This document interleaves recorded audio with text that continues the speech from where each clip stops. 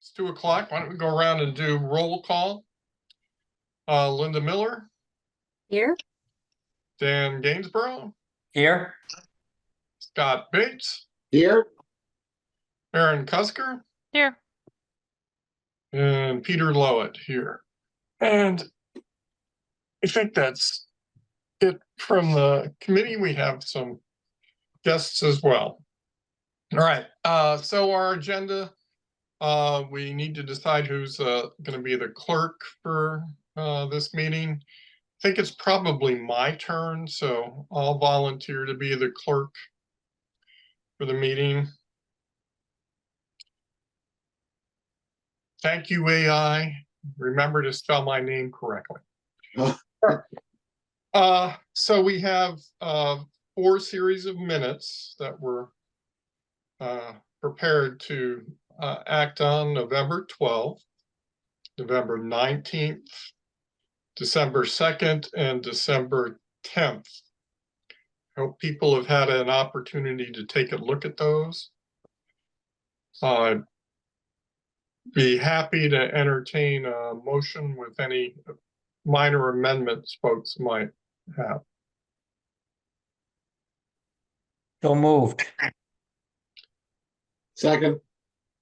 Thank you, Scott, for the second. Thank you, Dan, for the motion. Any discussion? Hearing none, let's take a roll call vote. Linda?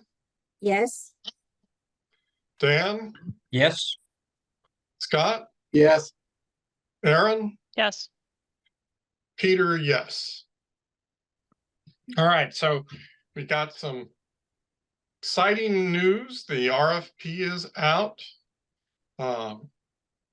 And part of our agenda will be to discuss the selection process and our subcommittee's involvement. I'm going to ask Dan to talk about the greater advisory board involvement. And then our group, I'd like to sort of drill down into potential interview questions, how we would propose to deal with the information session that's been it's been amended by dropping the tour, and then reference checks would be another thing that would come up that would fall under the folks from the various entire spectrum of the advisory board who will be doing the interviewing. They'll also be doing the reference checks, but I think it's up to us to come up with the questions for the meeting. So Dana, you want to sort of walk us through some of the changes that sort of happened at the last minute so we could get the RFP out the door? Yes. I will do my best to explain those, and if I forget something, you're on the phone, you're here, Peter, and as is, it looks like, Anthony.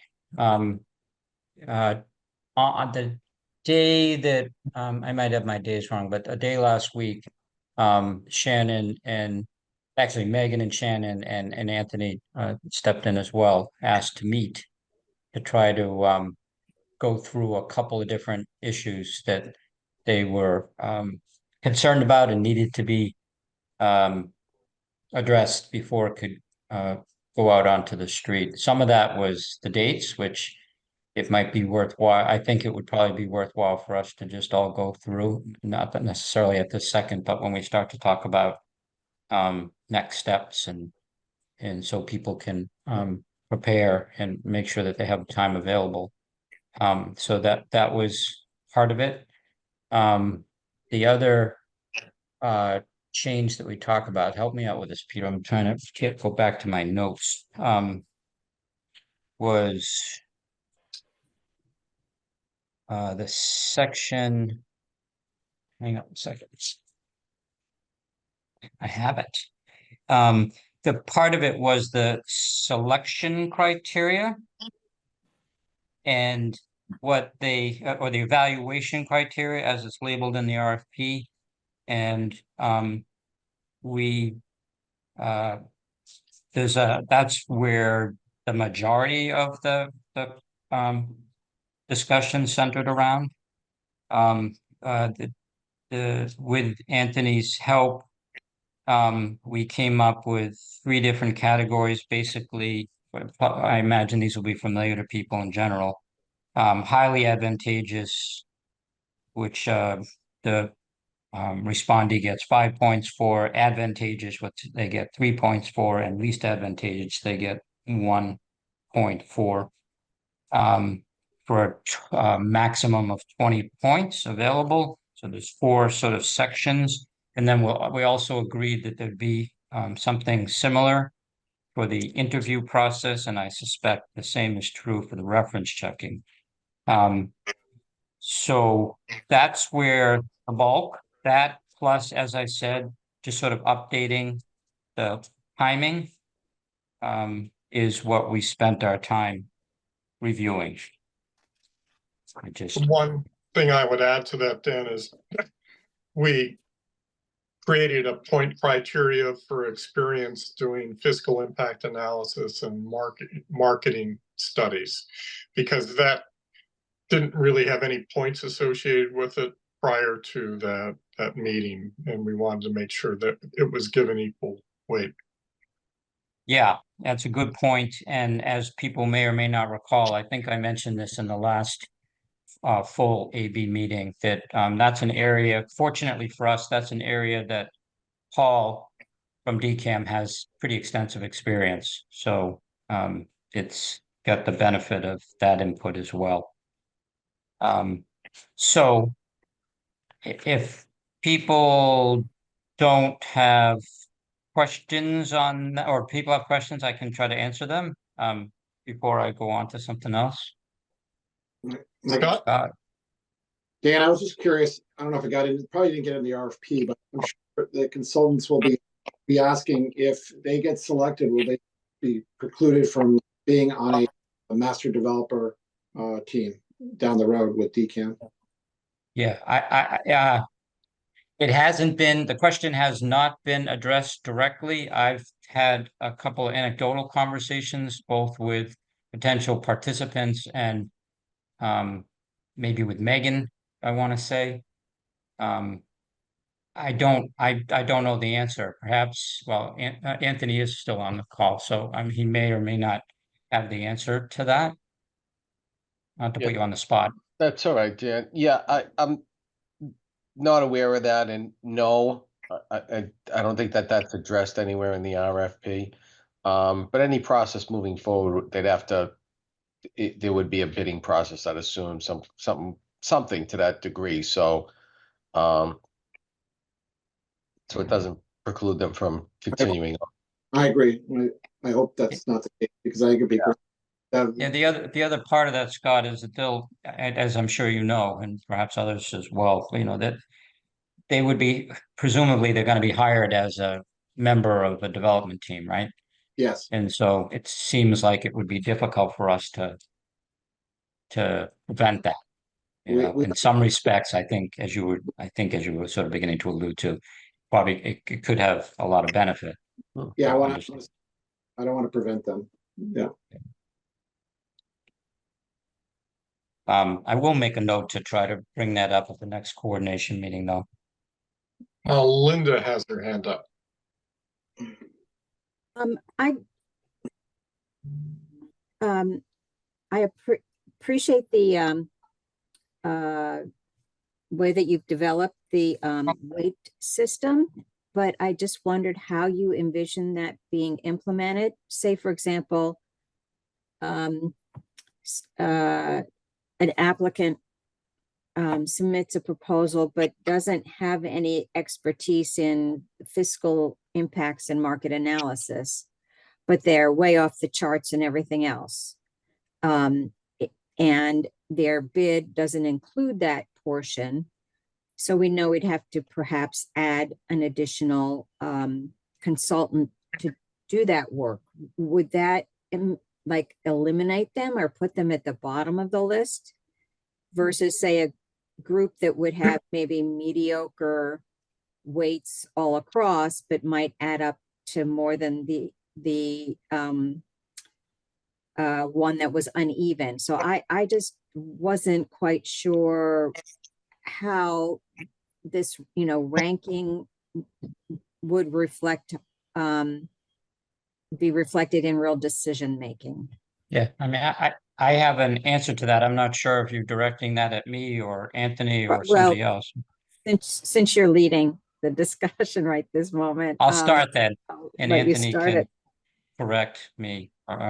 So from my perspective, Linda, I think that's kind of the meat of the RFP, that the people have done their homework and that they've assembled the teams and that they've chosen somebody that they have either done their homework or in the best case, I guess, would be that they've actually done this with before.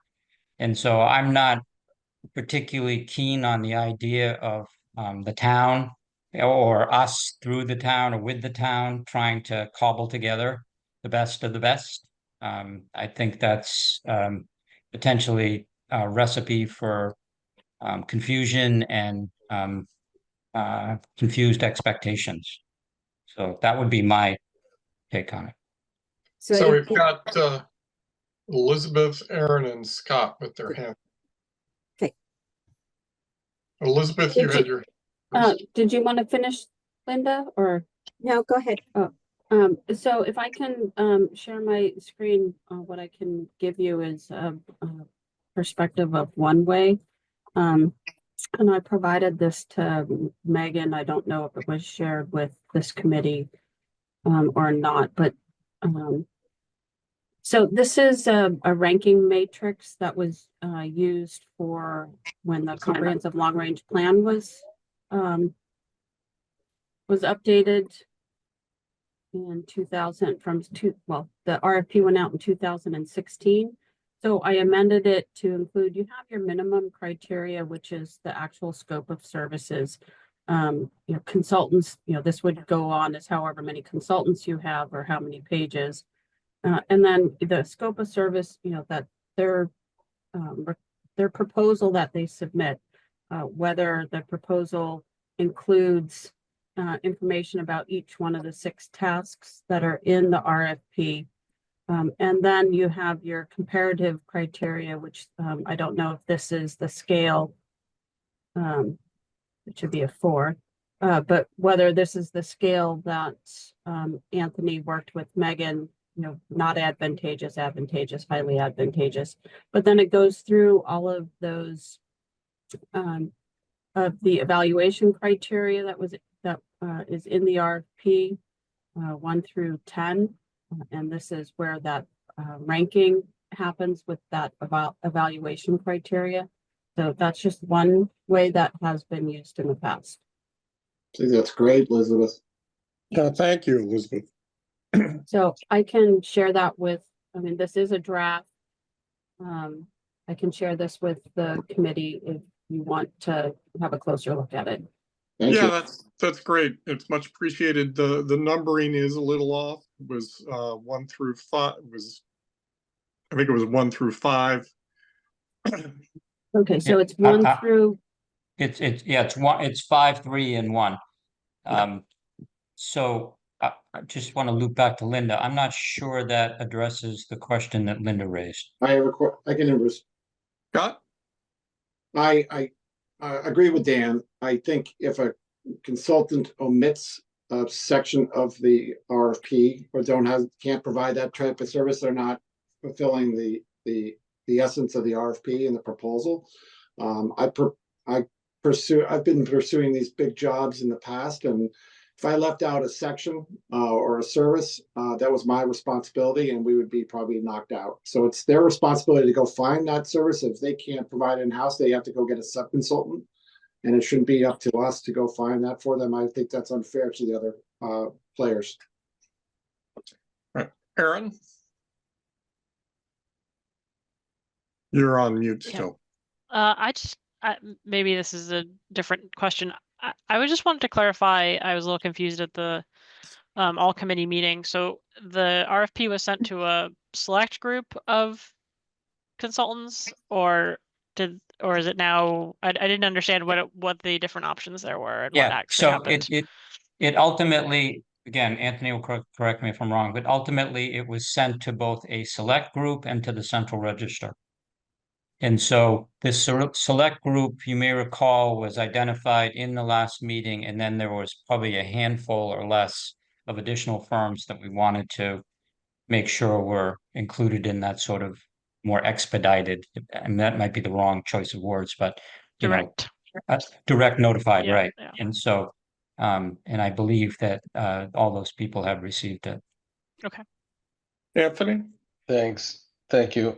Yes, that's correct. So it was sent out to that select group of people, but it's also, as Dan said, it was posted on the Central Register, Combis, and it was also posted on the town's website. And anybody that wants a copy is right now emailing me, and I've been sending out, I think I sent out 6 emails since that hit the streets. So others are requesting it. Thank you.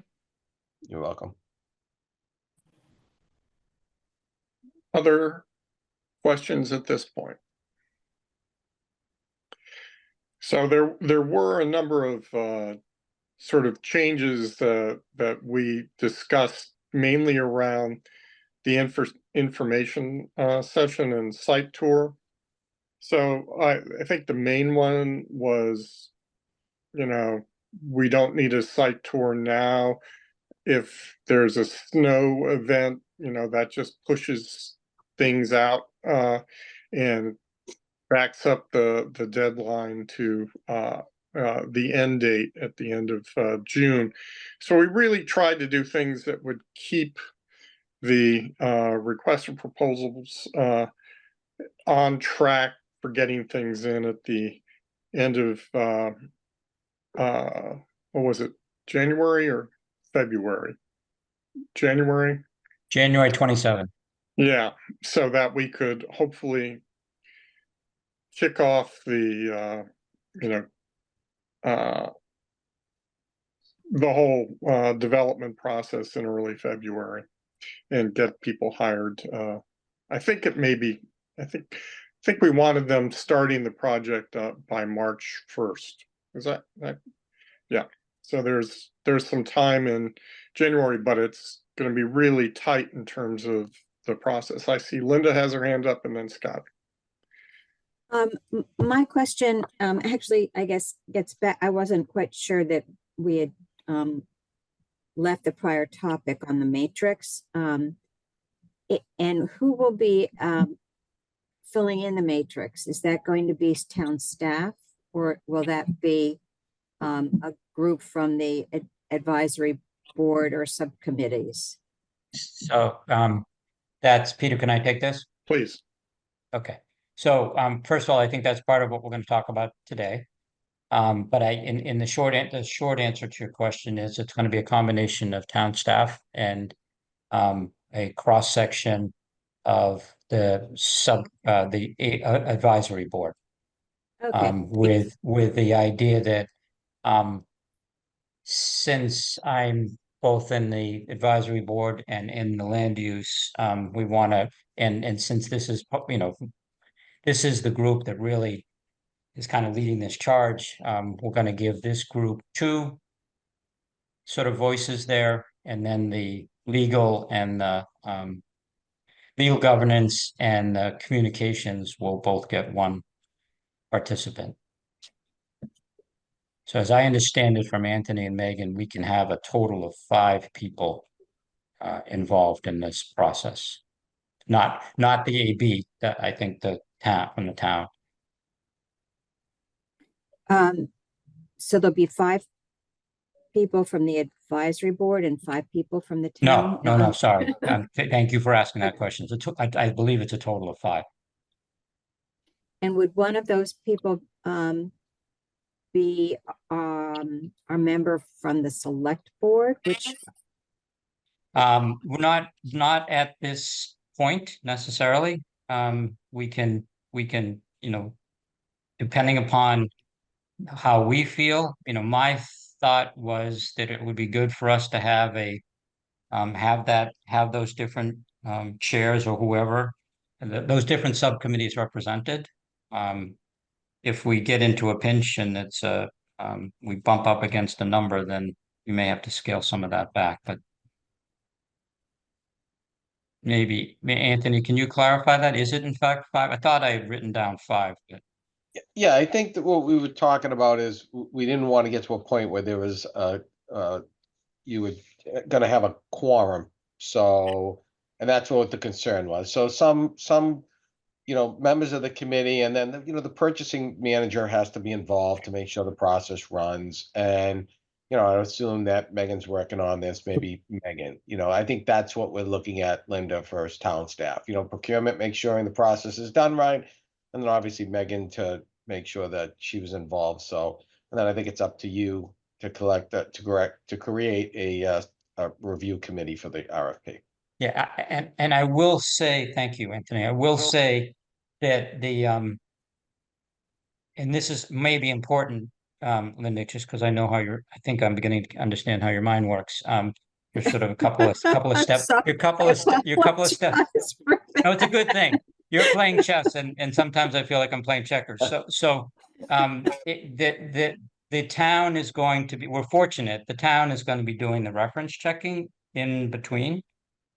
And so although we will have an opportunity to, I'm hoping that this is something that we'll all work on, to feed them some questions. As well as we're going to collectively work on some interview questions. That can come from all sorts of sources. But in that moment of interview, reference checking, perhaps a final conversation, this will be a more select group. That's the thought process. And to Anthony's point, avoiding a quorum. All right, Scott, and then I'll ask Dan to talk about the selection committee process. Since I'm not sure what was attached to the RFP, since we're not doing a site visit, did they receive an aerial or a sense of the boundary of the property so they understand the size, the square foot, the acreage and what the boundary lines are, and so they can get a sense of it? I believe that's included in the listing of resources at the back. So there are the maps that were generated for our committee and by DCAM. And the second question is, it's in the future, but the interviews, we're going to probably receive quite a bit of proposals. I was wondering, are we going to narrow it down? Are we going to come up with a number who we're going to interview with, or are we going to wait until the number comes in terms of understanding how many people we're going to interview? Right now, the goal is to narrow it down to 3 firms to interview. Okay, great. Thanks, Dan. And sorry, Anthony. No, I was just gonna help Scott. So Scott, I think we talked about that, and it really depends on the number of responses you get, and then how close you may end up with 6 people that all tied. At that point, you may say, let's just bring in the top 6. So I think remains to be seen. I agree with that. Thank you. You're welcome. Yeah, it's That's a good point, Anthony. We did talk about that. Yeah, it's one of the strengths of using a point analysis that sort of, everybody who, the highest 3 point getters, or, and then those that are tied. So maybe highest 4 because a couple were tied, something like that. Okay, thank you. All right, Linda?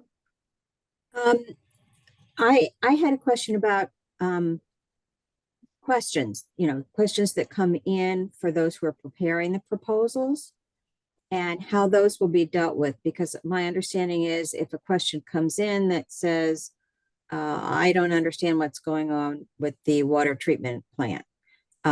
Could you elaborate on these 27 questions that I have about it? Who would be preparing those responses that then get distributed to all the applicants? And how is that going to be? Yeah, how does that get facilitated?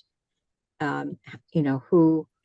Because obviously, if it's just the combination of Megan, Dan, and two people from legal, I mean, that's not a lot of manpower if there are a lot of requests for additional insights or information. Does that come back to our subcommittee? Should we be like setting up meetings and preparing to respond in that way? I just don't know your thoughts. Yeah, my initial thoughts are that, and I want to do this in the context of what the procurement process is, but the questions will be received by Shannon and Megan and accumulated and theoretically brought back to, if there's something they can't answer in tandem with, say, for example, Elizabeth or Alan or somebody else, then it could come back to us as the AB. We're working with a pretty short fuse, and the idea is to keep it as contained as possible to facilitate that, but also to ensure that the communications both in and out are consistent. And so I think that's the primary motivation, those two sort of objectives. And if there is an issue, if somebody has a particularly complex wastewater question, then obviously we'd want to have give Alan a chance to respond. If it's a zoning or planning issue, we'd want to make sure that Elizabeth has a chance to weigh in. So that's how I see it happening. And as I said, there's not a ton of time for that to both receive it and then answer it and then circulate it. So There is a set date to receive the last question by. I don't know that off the top of my head. January 15th. Yeah. And then I think we've got a couple of days after that to get the responses out. And trying to remember, we might have a meeting somewhere in there.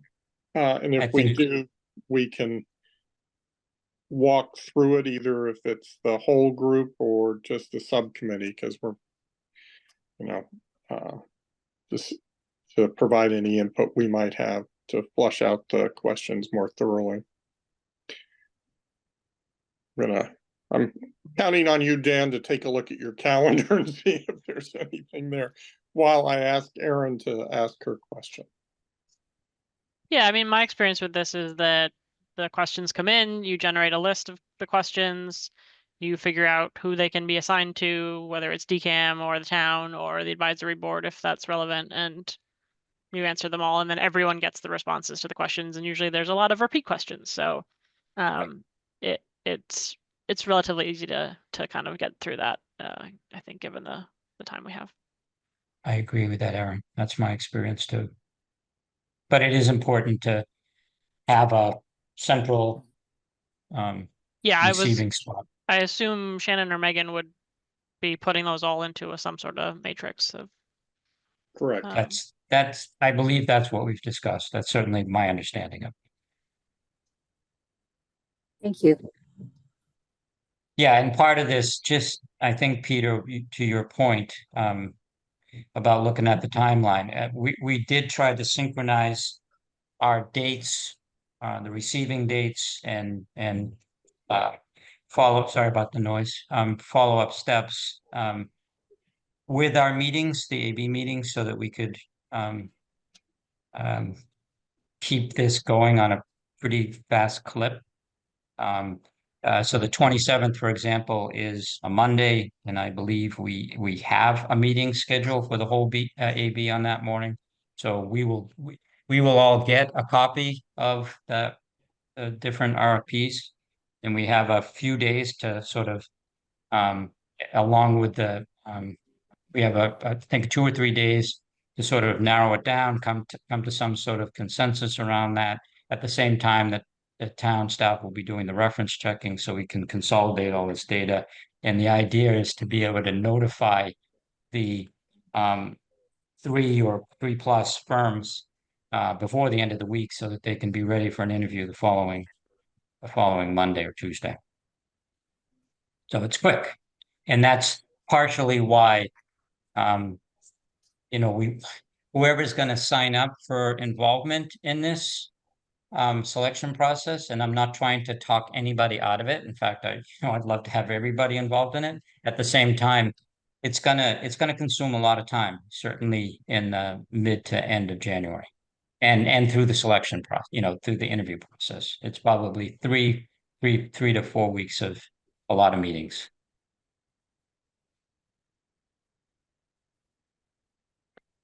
Yes, do you want to talk about the selection committee and what we're suggesting?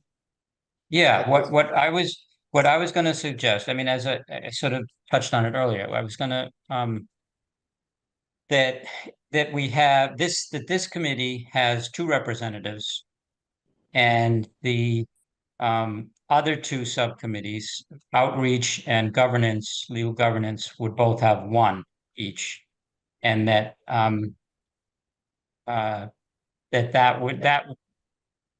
correct me if I'm wrong, but I believe that would eliminate the possibility of a quorum and give each one of the subcommittees some representation, and this committee in particular double. Plus, presumably, we'll have Elizabeth's eyes on it, we'll have Megan's eyes on it, and Alan's eyes on it, which I think is Anthony's. Well, Anthony's going to keep us in the straight and narrow. That kind of goes. Peter, can I Go just ahead. have it's one thing you may want to point out too. We talked about those dates that we worked on to make sure that whoever's going to be working on that, these are the dates that are kind of set in stone. I think that was determined at that meeting. So that's important to keep everything on track to really meet these deadlines was set out. It's a great point. And normally, one would think, since Patrick and I were both co-chairs, that, he'd want to be there. And I have not received confirmation back from him, but Patrick's schedule is such that it's going to be really almost impossible for him to, I think, to Anthony's point, I think we came to the conclusion that it will be almost impossible for him to participate on all that. So I have asked him if he could, if he's fine with stepping aside, and that, at least in terms of the active participation, involvement. And then Scott, I had asked if he'd be willing to sort of step into what role Patrick would have played.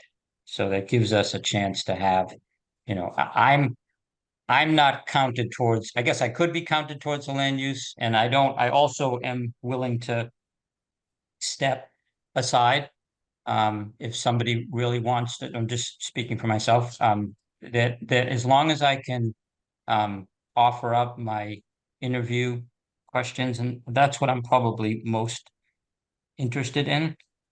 I do like interviewing. I like, but that said, there's a limited number of spots, and so I want to make it clear that if somebody has a passion for it and feels very strongly, it's certainly up for discussion. So Dan, how does this work? So you as chair don't get to count as being on the land use committee if Scott and I are on it? I think I need Anthony to clarify that. If we can have 5 positions without having a quorum, then we can have 5. If we can't, then I think I should consider stepping aside so that Peter, you can as chair, and Scott can as sort of taking over the floating position, if you will, that Patrick would have represented. Well, I'd rather have you involved more directly. So go ahead, Anthony. Dan, you're right. As long as you avoid a quorum either in subcommittees or or the entire committee, if you want to have 5, that's fine. I don't see a problem with that. We're talking about 5, but our subcommittee has 5 people, myself, Scott, and Dan, who would be on it. So which would make it a quorum. So I'm more than willing to let Dan and Scott ride herd on this, and and then we'll have someone from the communications and governance, but, so that would Well, be, I have another idea, Peter. Sorry Okay. to interrupt you. What if Anthony, tell me if I'm trying to thread the needle here. If I don't participate per se as a member of the land use committee, but as my role as co-chair, is that like is that not the case? And because then this land use committee could have two people if I'm not representing them, or is that gonna push yeah, you don't like that, I Yeah, can tell. no, yeah, sorry, sorry, no. That's No, fine. No, this this is is quorum, but you. A for effort there. This is not my world, you can tell. I've got myself in pinch before because it's hard for me to wrap my head around that, but Yeah. I get it. yeah, so, Um, just the math, I think, Aaron, do you recall how many people are on the communications? I think we're down to Yeah. 3 now. All right, so We kicked it's, Patrick off, so Poor Patrick is getting kicked off a lot of things. I did not want to write that email to him. I just want to say that I'm like, oh, so Aaron, I think, has made the point that doing the math means that communications can only have one person. And I'm also guessing governance, how many people are on the government? great. So Mark, one person, Elizabeth, and me. so we've got 4. It would end up being on the committee to stay away from subcommittee issues. Unless we have someone like Mark Howell, who's the, select board liaison, be part of the process. And Mark's got, I like the way he thinks about things, but too, but it's whatever, I don't believe I've discussed with him, or I don't remember having that conversation, how strongly he feels about it. I don't think I think he would be fine to be on, and if there's no room, he'd be okay with that too. That's my impression, but so I just wonder, Peter, and I'm not, or anyone else that's on the Zoom call right now, if somebody is very passionate about it and feels strongly that they want to participate, I would make my spot available. I'm not trying to be involved, but I also want to allow. I mean, there's a lot of people have good experience with this, so I don't want to keep Peter from having a spot either, so. yeah, that's kind of the way I feel. It's not, I've done some of these in the past, so it's not like I'm missing out on some new experience. So, we'll just go through, Scott, if you want it, it's yours. Okay. Thank you. And then, Dan's spot, Linda, are you interested? Or Aaron, are you interested? I don't know that I could make the time commitment, and I may have to recuse myself depending on which respondents come back. So All right, so probably that's best for actually me an not important to point. be in the interview. So Yeah. Yeah.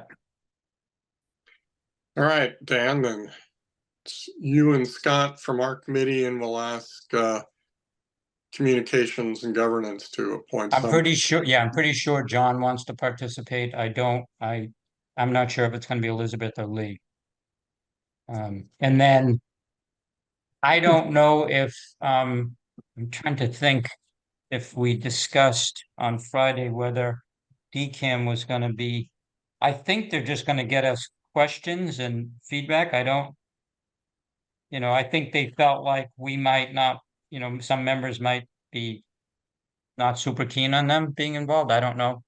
Maybe I'm making that up, but I just remembered sort of that vibe. Yeah, I think that's what we discussed.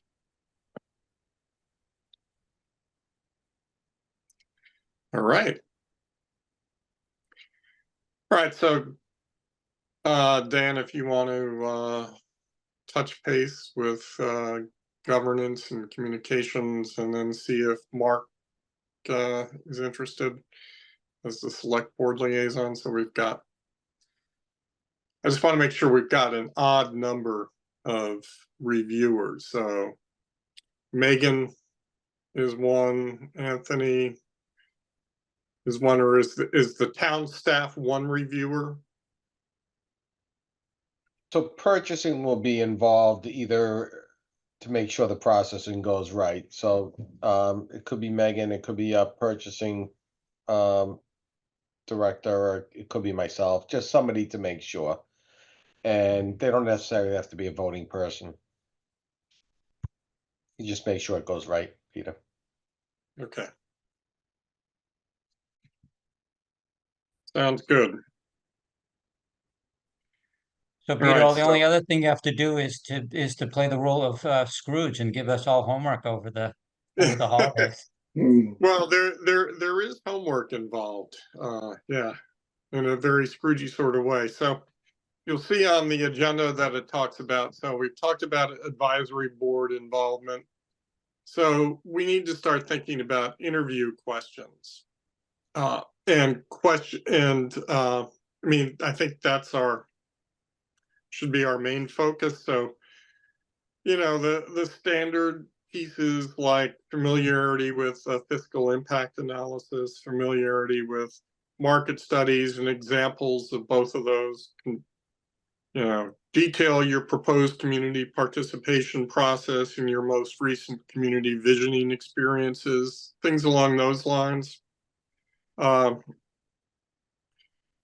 Detail your communications plan experience. We need to, you know, serve up questions, and then we need to also do ones like, you know, what was the last project where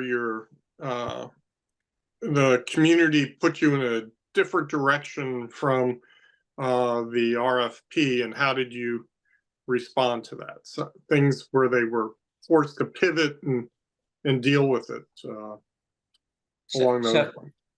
Go ahead. Can I just comment on that? Just you're sort of I think you're sort of alluding to behavioral interview questions, which I'm a huge fan of, and I think I would really love to hear, not at this second, but I'd really love to hear from Elizabeth and Linda, and maybe Anthony, if you've been involved in this too. But your experience, Elizabeth and Linda in particular, like the MBTA project that you did and the Envision, you know, what things, you know, maybe it went without a hiccup, but if there were hiccups, I'd really love to know what those were.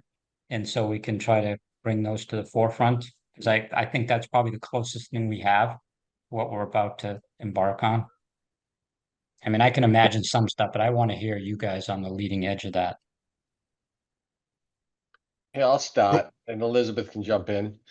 You know, I think when you're doing some of these questions, think of that you may have some tiebreakers, right? And so you may have some people with hot, you know, that tied, and you really want to narrow down a little bit more information on the highly advantageous and expand on that. So I think that's an area where you may want to focus some questions, just to be able to break that tie, you know, and really make sure that they are what you want for this project. Elizabeth, is that fair in your experience too in developing these?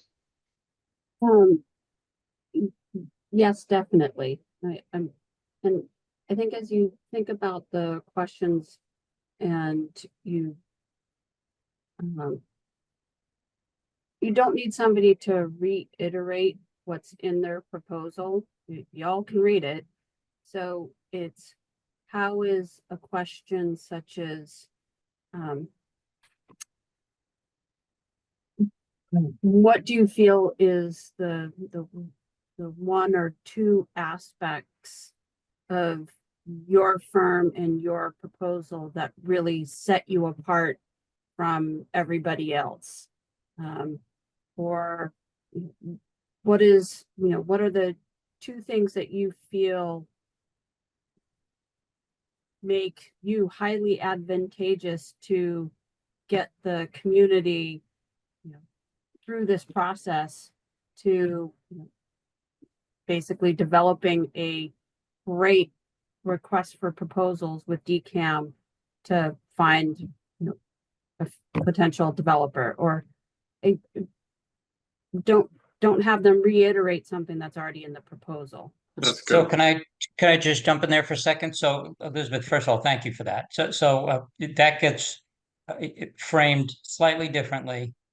And you say, so tell me about a time when you had to reconcile competing agendas in a town, or you know, these different groups within the town. You know, how did you do? Tell me, you know, what did you do? What were the results? Or, you know, if you said effectively, what sets your firm apart? You know, tell me about a time where you ended up sort of nose to nose with another competitor.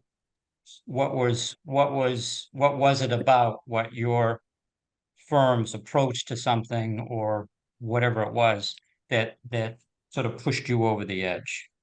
And then let them talk about that. Right. I think it goes back to,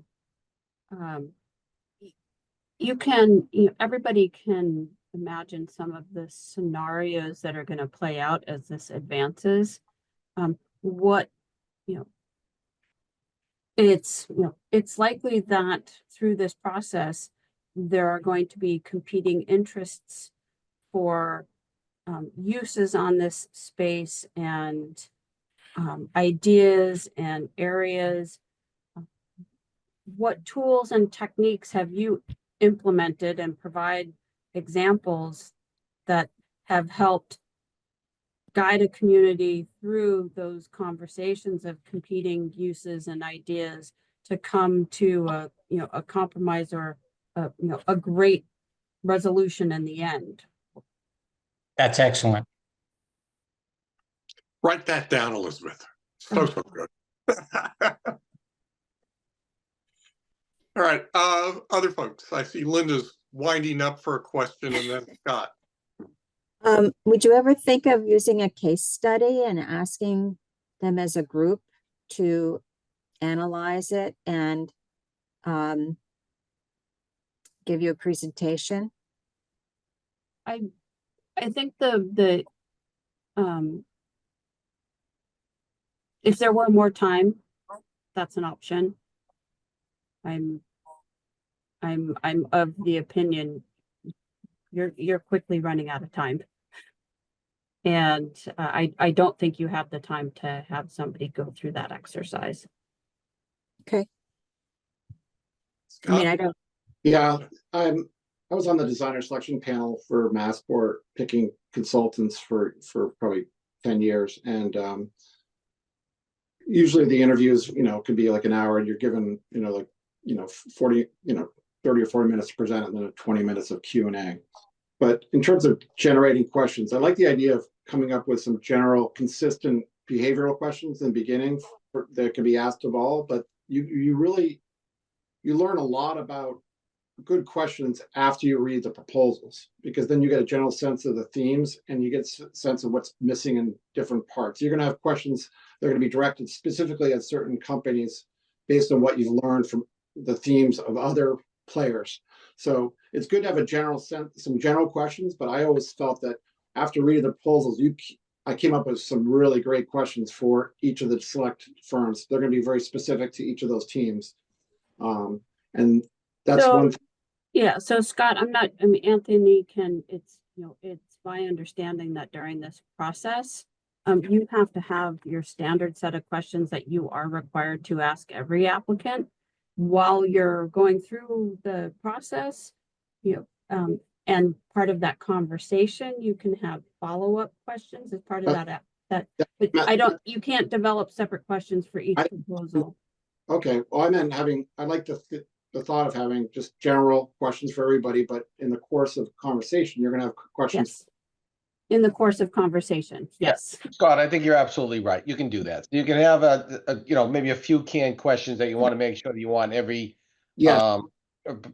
respondent to answer. And then as they do their presentation, you may want to ask, well, expand on this. This person's worked on this project. Can you give me a little bit more? What was that involved?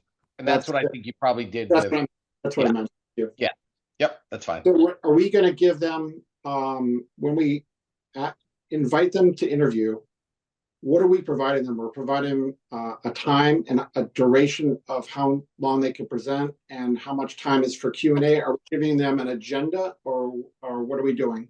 I think it's a great question. I'm also a huge fan personally of telling them, of being very deliberate about who's actually in the meeting. And again, Anthony, this in my private sector experience, I could dictate that. I could say, please leave your, business development people at home. Sorry, Scott. We don't need them to be in the meeting. We want to talk to the superintendent. We want to talk to the project manager. We want to talk to project executive. And so, I don't, because we all, people, that's what their expertise is. And but the business development people are trained and they're very quick on their feet. But at the end of the day, I think what this committee probably is going to care about is who the people we're working with and how do they respond in that situation. Dan's Can they? The business development people, those bad guys, but it's those it's the principals. And I've been in interviews where the principal does all the talking and the poor project manager or senior project manager doesn't get a word in. So, and those are the people you're going to be dealing with. So you got to use principal and BD, I think, too. Well, and so to Scott is in my experience, Scott is an unusual business development.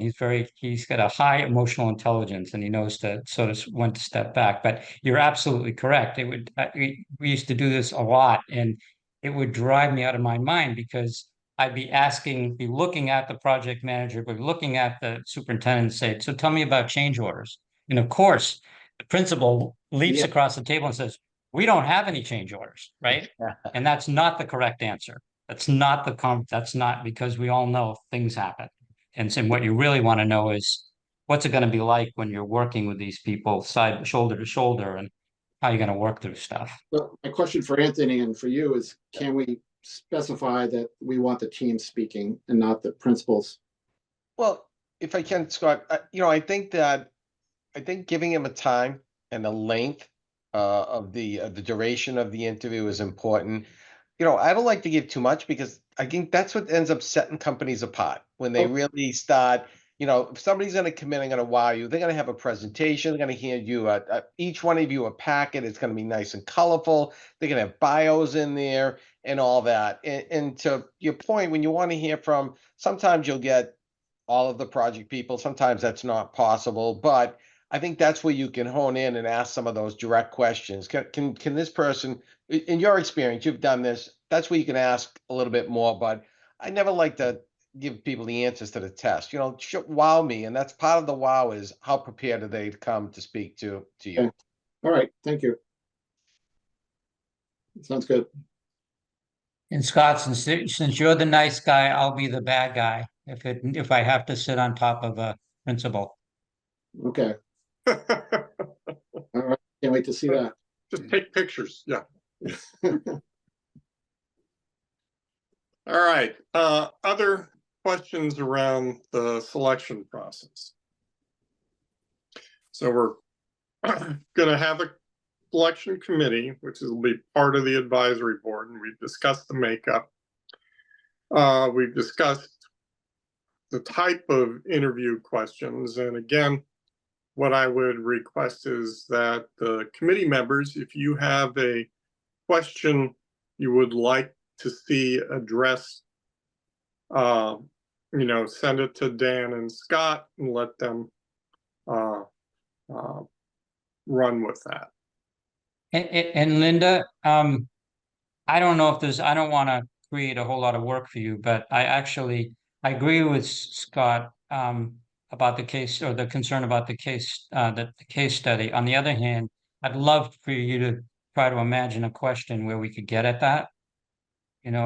Granted, it's not giving them a bunch of time to respond. It's going to be limited, but if there was a way to engender that conversation, I think it would be awesome. So I don't quite know how to do it, but if you wanted to think about it a little bit.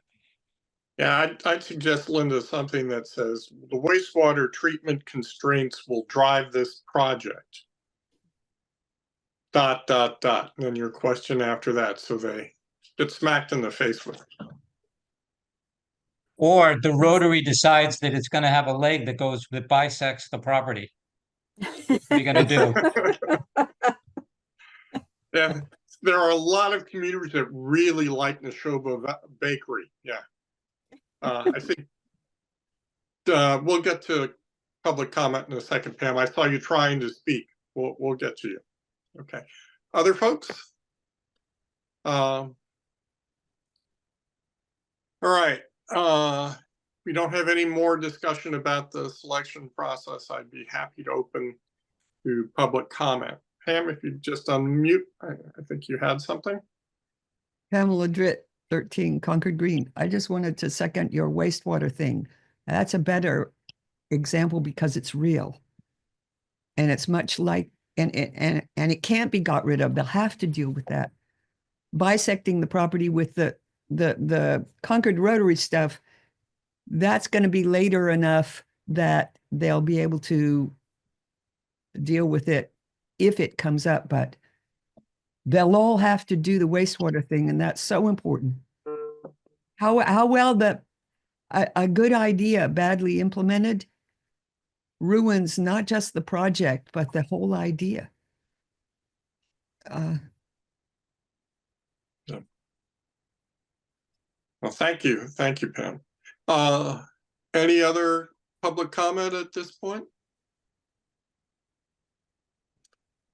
All right, I would be happy to entertain a motion to adjourn, and I would love to wish everyone Merry Christmas and Happy Hanukkah and Crazy Kwanzaa and whatever else is your particular gig. And One I more see quick Pam. thing. Sorry. I really like the way they did the interviews for the light board, the final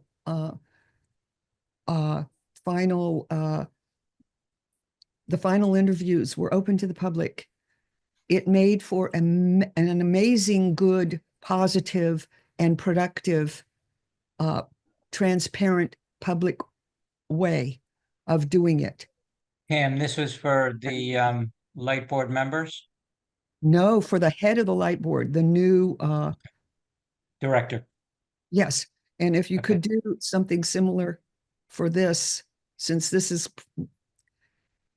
I wish, is there possible to do contests for designs for this? Ways that we can get more than just a consultant that would give us. Yeah, Pamela, we've discussed this a number of times, and it's just I think it's the time constraint of having to have, the visioning done by June 30th, and then a lot of the typical respondents to these type of things are often design schools, and fitting into their semester bit becomes a constraining influence. And then getting that information, which we wouldn't get until the end of the semester, and then running those concerns through the visioning process and the public outreach, I think really can be a very limiting, we're just putting limits on our own process through that way. But could we encourage the consultant that we get to consider that kind of input outside yeah, the box? we're asking the consultants to do sort of mini charrettes with the community, which would be open to bringing in ideas from the community in terms of drawings and visions for the site. And for example, at our just recent most advisory board, the high school kids had ideas for what they would like to see at the site, and we're encouraging them to join the process later on and give us some more input. So we hope we'll be able to respond to the concerns that you're raising through this through your good questions here. And the all electric, no gas. Yeah, that's one of our sort of major point areas is how they're gonna do, climate mitigation and design and sustainability and put that in. And they're gonna have to comply with the Concord, climate smart building code, whether it's adopted or not by the state. That'll be part of the process. Because we're in the That will 10 be pushing. city, 10 town, Yeah. right. Pilot, yeah. All right. Thank you. So thank you again for those good questions, and happy to entertain a motion to adjourn. Linda, you had your hand up, but you're muted. And Aaron did too, I think. Oh, Aaron? Yeah, I And was that- just saying it looked like Aaron had I was something. just gonna quickly remind everyone that like this is just the first step. Like this is about a plan for the site. It's not necessarily identifying signature spaces or anything like that. So there could be opportunities in the future for competition and design work and all of those things. So Great point. Thank you, Aaron. I Yep. appreciate that. All right, motion to adjourn. I'd be happy to have someone would make one. I move we So adjourn. moved. Yep. Moved. Second. So moved. And thank you, Peter, for your kind wishes and good, happy holidays to everybody. Happy All right. Happy holidays.